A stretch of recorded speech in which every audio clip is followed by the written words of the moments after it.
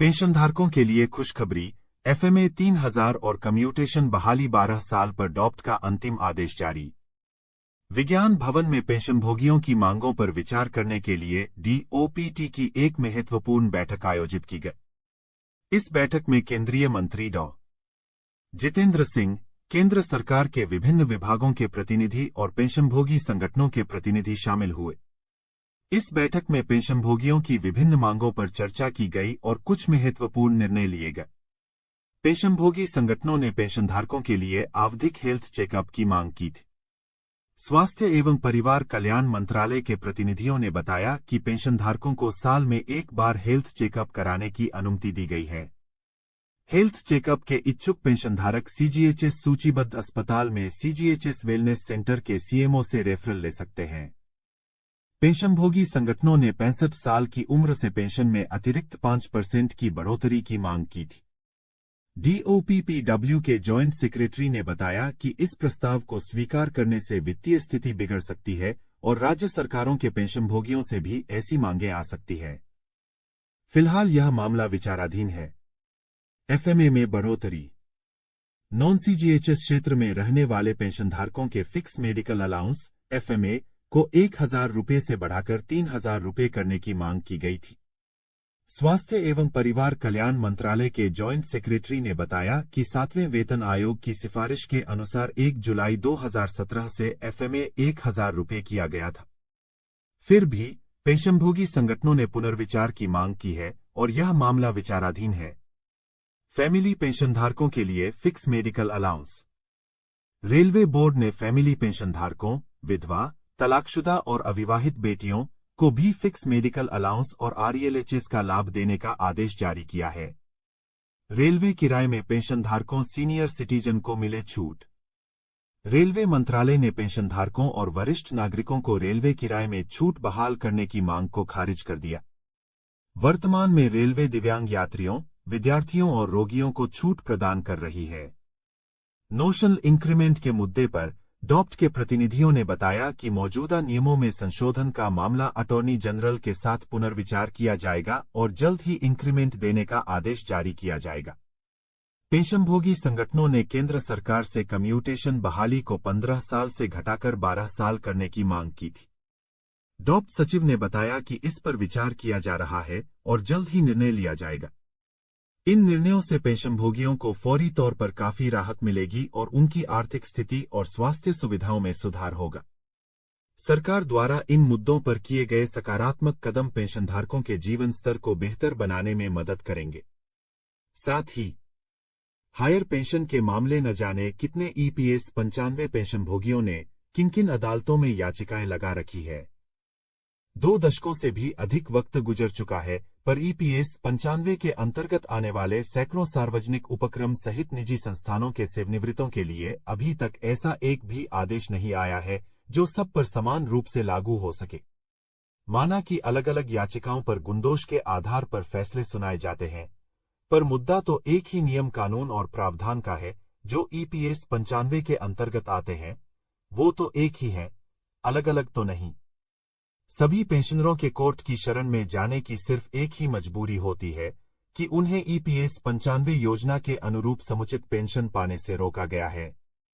Higher pension को लेकर पता नहीं कौन कहाँ क्या कर रहा है, लेकिन एक बात ही दिखाई देती है कि आज भी अनेक प्रकरण देश के कोर्ट में लंबित पड़े हैं और उन पर अंतिम फैसला कब होगा यह भी कहना मुश्किल है और उससे भी बहुत कठिन है ये कहना कि न्यायालय को कौन चला रहा है। देश तो वो ही चला रहे हैं जिनको हमने चुना है, न्यायालय को तो हमने नहीं चुना, तो कैसे बताए। न्यायालय के प्रति हमारी निराशा सिर्फ इतनी है कि वो आम और खास के बीच अंतर कैसे कर लेती है। कोई खास न्यायालय में जाता है तो उसकी बात तुरंत सुन ली जाती है और कोई आम जनता हो तो उसे तारीख ही मिलती रहती है। ऐसे कैसे।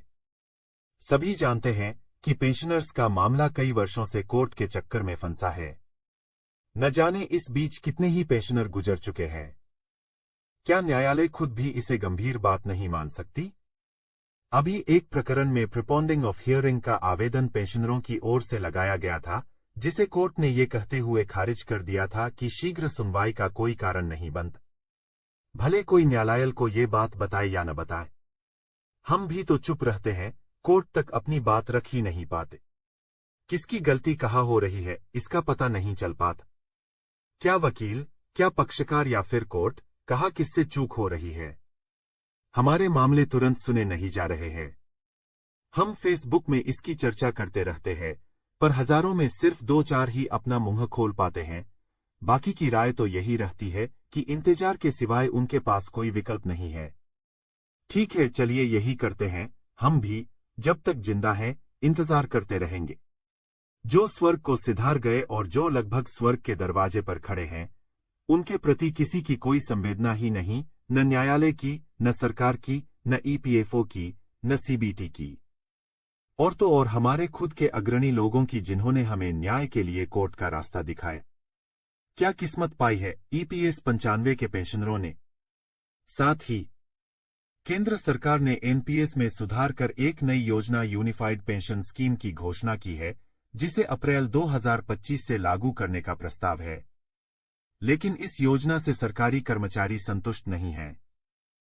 उनका कहना है कि यूपीएस केवल एनपीएस का एक विस्तारित संस्करण है और इसमें सामाजिक सुरक्षा और गैरअंशदायी पेंशन के लाभ नहीं मिलते। ओपीएस एक गैरअंशदायी पेंशन योजना थी जिसमें कर्मचारियों को सेवा समाप्ति के बाद उनकी अंतिम तनख्वाह का 50% पेंशन के रूप में मिलता था। वर्तमान में पेंशन पात्रता के लिए 25 वर्ष की सेवा अनिवार्य है।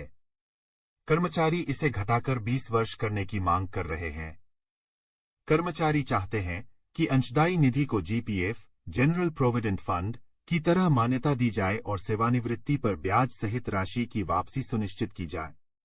यूपीएस एनपीएस में मिलने वाले लाभ पुरानी पेंशन योजना के बराबर नहीं हैं।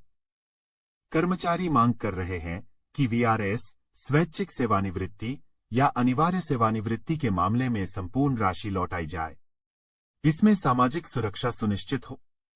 17 नवंबर 2024 को नई दिल्ली के जंतर मंतर पर all India NPS employees federation के बैनर तले महारैली आयोजित होगी। इस रैली में लाखों कर्मचारियों के शामिल होने की उम्मीद है।